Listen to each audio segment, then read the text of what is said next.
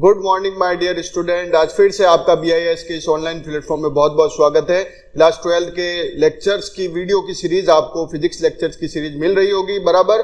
कोई भी उसमें समस्या कोई प्रॉब्लम होती है तो आप कमेंट सेक्शन में पूछिए और इन वीडियोस को ज़्यादा से ज़्यादा 12th के बच्चों के साथ शेयर करें ताकि उनको इसका बेनिफिट मिल सके। आज हम क्लास 12 का नेक्स्ट चैप्टर स्टार्ट करने वाले हैं, that is alternating current. Previous chapter में लास्ट टॉपिक हमने क्या पढ़ा था? Generator, AC generator. और एसी जनरेटर, एसी यानी अल्टरनेटिंग करंट, जनरेटर मतलब जनरेट कर रहा है, तो वो इक्विपमेंट जो एसी को जनरेट करता है उसको क्या बोलते हैं? AC generator. उसमें हमने पढ़ा था कि रेक्टेंगुलर शेप की जो रेक्टेंगुलर कॉइल है उसको दो आपके मैग्नेट के बीच में क्या करते हैं? रोटेट कराते हैं। और रोटेशन से क्या डेवलप होता है? ईएमएफ डेवलप होता है। और EMF by law of Faraday law of electromagnetic induction से मिलता है। और उसका जो स्टैंडर्ड इक्वेशन दी जाती है वो दी जाती है V बराबर Vm sine of omega t. और अगर इसको ईएमएफ के तौर पे देखें तो E बराबर Em sine of omega t. Current के बारे में बात करें तो I बराबर Im sine of omega t. किसकी इक्वेशन है ये? अल्टरनेटिंग जो करंट है, वोल्टेज है, ईएमएफ है, उनका मैथमेटिकल जो फॉर्म है इस तरीके का देखने को मिलता है। तो चलिए बात करते हैं। जैसा कि अभी मैंने बताया कि जनरेटर की हेल्प से आपका आउटपुट मिलता है और जनरेटर के अंदर जो रेक्टेंगुलर कॉइल है वो क्या करती है? रोटेट होती है और हाफ साइकिल के अंदर उसकी पोलरिटी चेंज होती है। तो फर्स्ट हाफ साइकिल में पॉजिटिव यानी मैग्नीट्यूड मिलेगा, अदर हाफ साइकिल में आपको नेगेटिव मैग्नीट्यूड मिलेगा और उसकी हेल्प से आपको एसी वेवफॉर्म देखने को मिलेगी। तो यहाँ पर देखिए अभी पता चल गया आपको वी चेंजेस इस मैग्नीट्यूड कंटिन्यूअसली। तो आपकी जो वेव फॉर्म है उसका ग्राफिकल रिप्रेजेंटेशन आपको आगे दिखाएंगे तो उस वहां आपको देखने को मिलेगा कि जो इसका मैग्नीट्यूड है वो चेंज हो रहा है और इसकी डायरेक्शन भी चेंज हो रही है। तो ऐसा मैग्नीट्यूड, ऐसी वेव फॉर्म जिसके अंदर मैग्नीट्यूड और डायरेक्शन दोनों ही टाइम के रेस्पेक्ट में चेंज हो उसको क्या बोलेंगे? AC current, AC alternating current. और टाइम के रेस्पेक्ट में कांस्टेंट बनी रहे तो उसको क्या बोलेंगे? DC direct current. तो दो तरीके की सप्लाई होती है, एक एसी और डीसी। आपके घरों में जो आने वाली सप्लाई है वो क्या कहलाती है? एसी क्वांटिटी कहलाती है। आगे बढ़ते हैं। तो इसके अंदर बहुत सारे फीचर्स हैं वो हम इसको देखेंगे इसके अंदर। तो ये अपन ने ये वाला जो आपको डायग्राम दिख रहा है ये प्रीवियसली अपन ने चेक किया था, आप लोगों को इसका नॉलेज हो गया होगा। आगे बढ़ते हैं। नेक्स्ट अल्टरनेटिंग ईएमएफ के बारे में आपको मैंने बताया कि इसकी जो वेव फॉर्म होती है V बराबर Vm sine of omega t. तो साइनोसॉइडल की जो आपके नेचर होता है वो क्या होता है? हर टाइम के रेस्पेक्ट में चेंज होता है। यहाँ पर देखिए मैग्नीट्यूड पॉजिटिव, यहाँ पर नेगेटिव, यहाँ पर पॉजिटिव डायरेक्शन या नेगेटिव डायरेक्शन। तो आप देख सकते हैं इस वेवफॉर्म के अंदर साइनोसॉइडल इस तरीके से चल रहा है और आपके करंट जैसे ही रेजिस्टेंस से भाग दिया तो इस तरीके से चल रहा है। तो ये V और I की वेवफॉर्म है, दोनों सिमिलर है, बस किसका फर्क है? मैग्नीट्यूड का फर्क है। टाइम के रेस्पेक्ट में 0 से पाई में पॉजिटिव डायरेक्शन, पाई से 2 पाई के अंदर नेगेटिव डायरेक्शन, अनदर साइकिल में फिर पॉजिटिव एंड देन नेगेटिव, इस तरीके से चलता रहता है। हमें घरों में जो सप्लाई मिलती है वो कितनी मिलती है बेटा? 220 वोल्ट 50 हर्ट्ज। तो ये तो वोल्टेज हो गया और 50 हर्ट्ज क्या है? इसकी फ्रीक्वेंसी है। फ्रीक्वेंसी का क्या मतलब हो गया कि यहां से यहां तक पहुंचने में आपको सपोज ये एक साइकिल लग रहा है, मतलब 1 फ्रीक्वेंसी 1 हर्ट्ज। तो ऐसे साइकिल एक सेकंड में हमारे घरों में कितने आते हैं? 50 आते हैं। मतलब हमारे घरों में आने वाली जो सप्लाई है यहां से यहां तक एक नहीं आती है, यहां से यहां तक एक बोलते ही कितने आएगी ऐसे साइकिल? 50 साइकिल आपको देखने को मिलेंगे। इसलिए घरों में आने वाली फ्रीक्वेंसी कितनी होती है? 50 हर्ट्ज होती है। तो ये ग्राफिकल रिप्रेजेंटेशन था। आगे बढ़ते हैं। नेक्स्ट, तो ये ग्राफिकल रिप्रेजेंटेशन के अंदर मैंने अभी बताया आपको कि ये V की वैल्यू, ये V कोसाइन की वैल्यू है ना, साइन की वैल्यू है, कोसाइन की वैल्यू। जनरली साइन की वैल्यू काम में ली जाती है और साइन और कॉस के अंदर क्या फर्क होता है? जस्ट ऑपोजिट इनकी वेवफॉर्म देखने को मिलती है। देखिए यहाँ पर 0 से स्टार्ट हुआ है लेकिन यहाँ पर कहां से स्टार्ट हुआ? 90 से स्टार्ट हुआ है। ये चीज दोनों में फर्क है देखने। आगे देखते हैं। Average value of time varying quantity. हमारी जो एवरेज वैल्यू निकलती है, हमेशा ध्यान रखिएगा एवरेज क्या होता है? दो राशियों का योग बटा समय। अब अगर आपको एसी का एवरेज निकालना है, सपोज मैंने एक ग्राफ बनाया और इस ग्राफ के अंदर इसकी वैल्यू ले ली 2, तो ऑब्वियस है इसकी वैल्यू कितनी होगी? -2। अब अगर मेरे को इसका एवरेज निकालना तो एवरेज क्या होगा, दो राशियों को ऐड करके 2 से डिवाइड करना पड़ेगा। तो मैंने क्या किया, 2 प्लस -2 डिवाइडेड बाय 2, तो दोनों कट गए, 0/2 0। यानी हमेशा ध्यान रखिएगा कि एक फुल वेव के लिए, एक पूर्ण चक्र के लिए जो एवरेज वैल्यू होती है वो हमेशा 0 होती है। एक नंबर का आरबीसी में क्वेश्चन पूछा जाता है ये, और पिछले साल के सैंपल पेपर में भी आपको मिल जाएगा कि for a complete cycle what will be the average value. तो average value will always be 0। क्यों होती है, क्योंकि एक positive cycle, negative cycle having the same magnitude but opposite in direction, जब आप दोनों को ऐड करेंगे तो you will always get the value of 0। Now अब इसको निकाला कैसे जाए, तो हमें एवरेज वैल्यू निकालते हैं तो हम हमेशा क्या करते हैं बेटा, हाफ साइकिल की ही बात करते हैं। तो हाफ साइकिल के लिए आपको पता है यहां से ये पूरा t है तो यहां पर t/2 हो जाएगा, या रेडियन में बात करेंगे तो यहाँ 0 है तो यहाँ पर पाई हो जाएगा। तो हम हाफ साइकिल के लिए जो फॉर्मूला होता है उसके लिए क्या करेंगे, उसके बारे में ये देखते हैं। तो फुल साइकिल के लिए तो डिवाइडेड बाय t, 0 से t करते हैं, लेकिन उसकी वैल्यू आपको हमेशा 0 मिलेगी, आप यहाँ देख सकते हैं। लेकिन हम हाफ साइकिल के लिए बात करेंगे तो उसको आगे देखते हैं, एवरेज वैल्यू ऑफ AC। तो ये हमेशा ध्यान रखिएगा, हाफ साइकिल के लिए निकलता है तो, और हाफ साइकिल के लिए निकलता है तो हमें ये पता है कि जो V की जो वैल्यू होती है V बराबर Vm sine of omega t होती है। तो एवरेज वैल्यू कंप्लीट साइकिल के लिए अभी मैंने आपको ऑलरेडी बता चुका हूं, याद रखिएगा। एक नंबर में आरबीसी बोर्ड एग्जाम में पूछा जाने वाला क्वेश्चन है कंप्लीट साइकिल के लिए, मैं ऑलरेडी बता चुका हूं आपको। इसी तरह एवरेज वैल्यू पूरे कंप्लीट साइकिल के लिए कितनी होगी, चाहे वोल्टेज हो चाहे करंट हो, दोनों की वैल्यू 0 होगी। अब हम हाफ साइकिल के लिए भी बात कर लेते हैं। तो हाफ साइकिल के लिए जो वैल्यू होती है वो हमेशा ध्यान रखिएगा, कैसे निकालेंगे, 1/t/2 इंटीग्रेशन 0 से t/2 Vm sine of omega t. तो हाफ साइकिल के लिए वैल्यू के लिए इसको डिराइव करेंगे और you will get your value. Next topic है आपका RMS value, root mean square. नाम से ही पता है और नाम से ही हम इसकी वैल्यू निकाल सकते हैं। देखिए कैसे निकालेंगे इसकी वैल्यू, हमें निकालना है root mean square suppose voltage के लिए, तो हम लिखेंगे वोल्टेज की आरएमएस।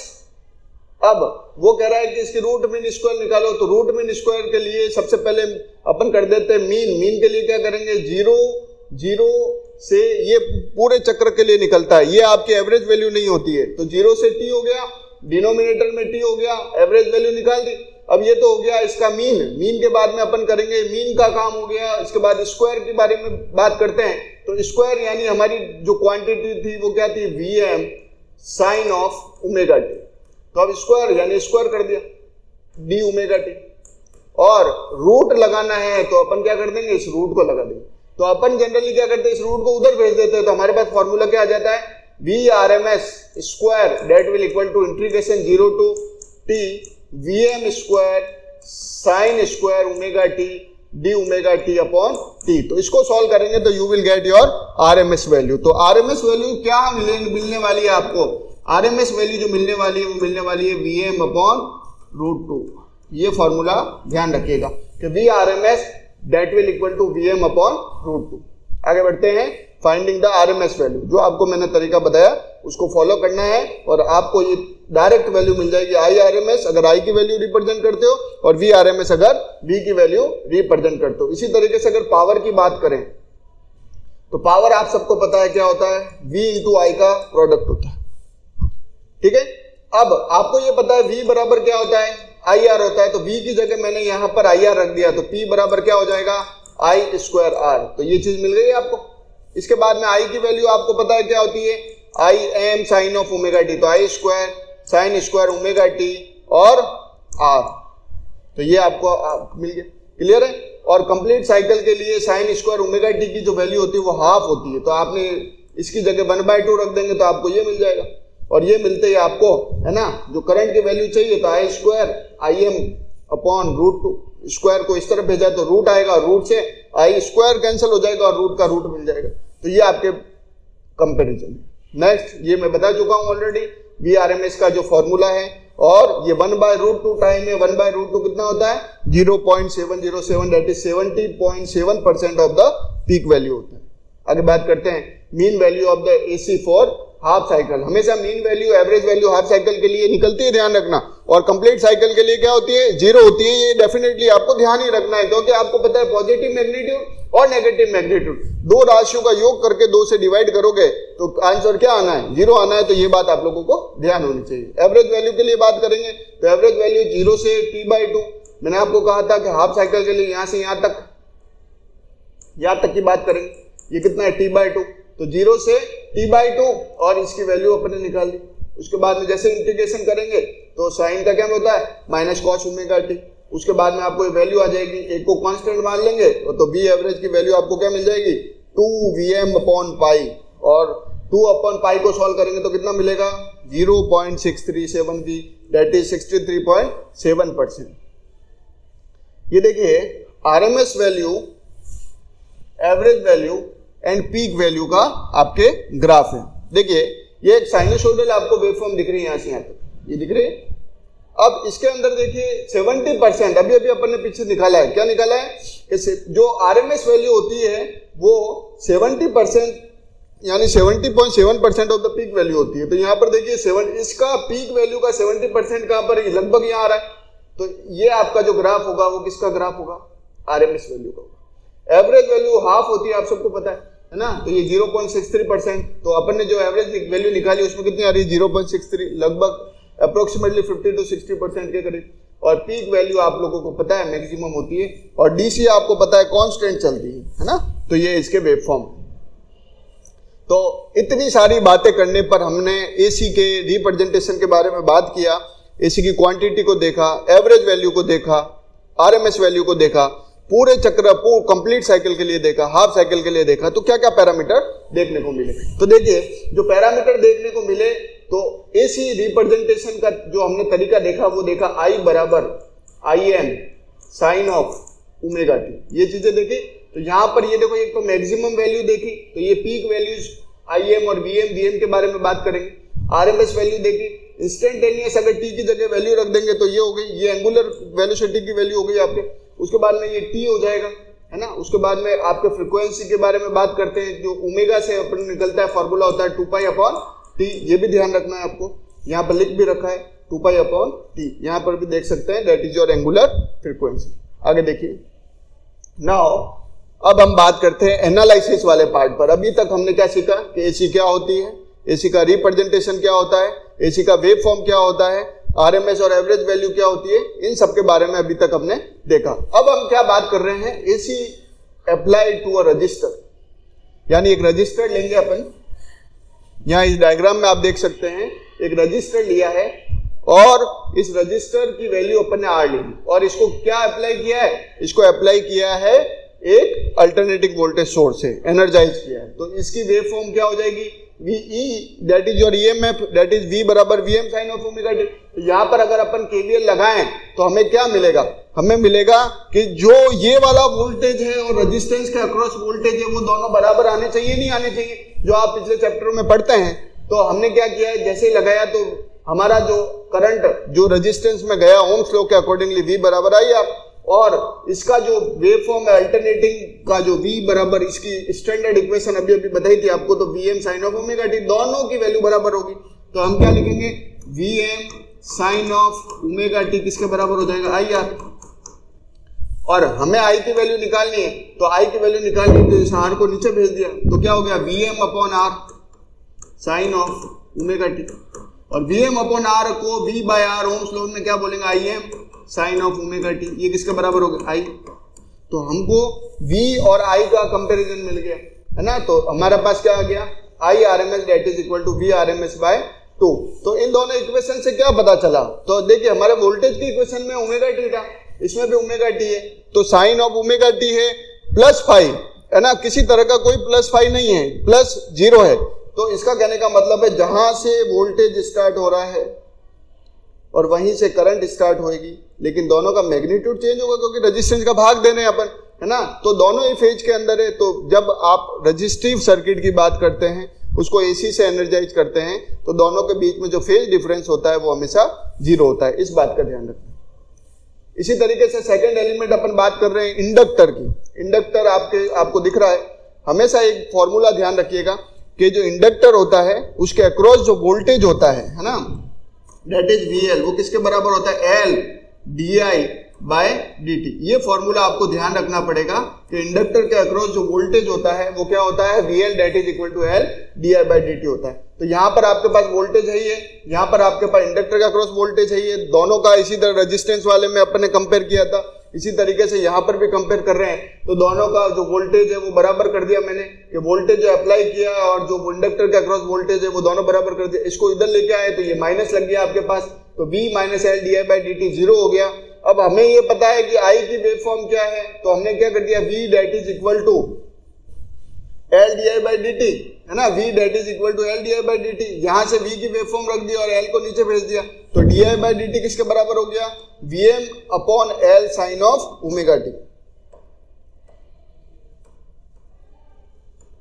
तो यहां से हमारे पास di बाई dt मिल गया, that is your V by L Vm sine of omega t। di by dt t दोनों तरफ t से मल्टीप्लाई कर दिया, तो हमें ये पता है साइन ऑफ ओमेगा t का इंटीग्रेशन क्या होता है, दिस वन। और एलाइड एंगल कॉन्सेप्ट से हमने क्या लिख दिया, omega t minus pi by 2।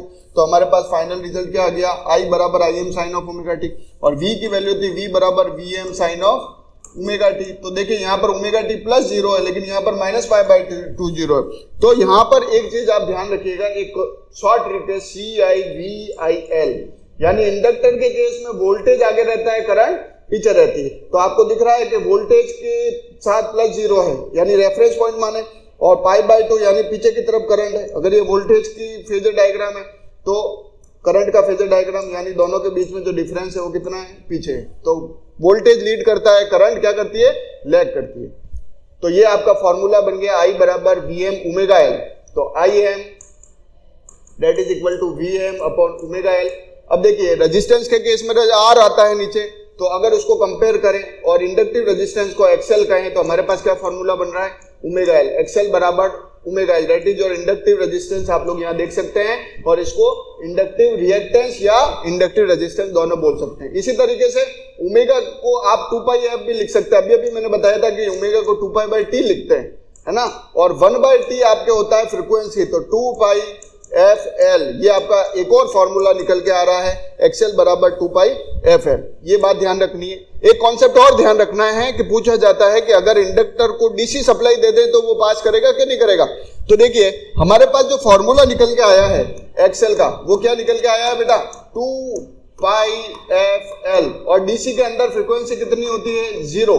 तो ये पूरा 0 हो जाएगा, तो XL की वैल्यू कितनी आई, 0। तो 0 ओम अगर आ रहा है, किसी नाली के अंदर कचरा 0 हो गया, तो इसका क्या मतलब है कि पानी आसानी से जाएगा, यानी डीसी को वो पास करेगा। तो इसी तरीके से रेजिस्टेंस की वैल्यू 0 होने पर क्या होगा, वो इजीली पास करेगा। तो क्वेश्चन आता है इंडक्टर क्या डीसी को पास करता है, तो आप कहेंगे फ्रीक्वेंसी 0 होती है, तो इंडक्टर के अंदर फ्रीक्वेंसी 0 होने पर वो आसानी से उसको पास करेगा। आगे बढ़ते हैं।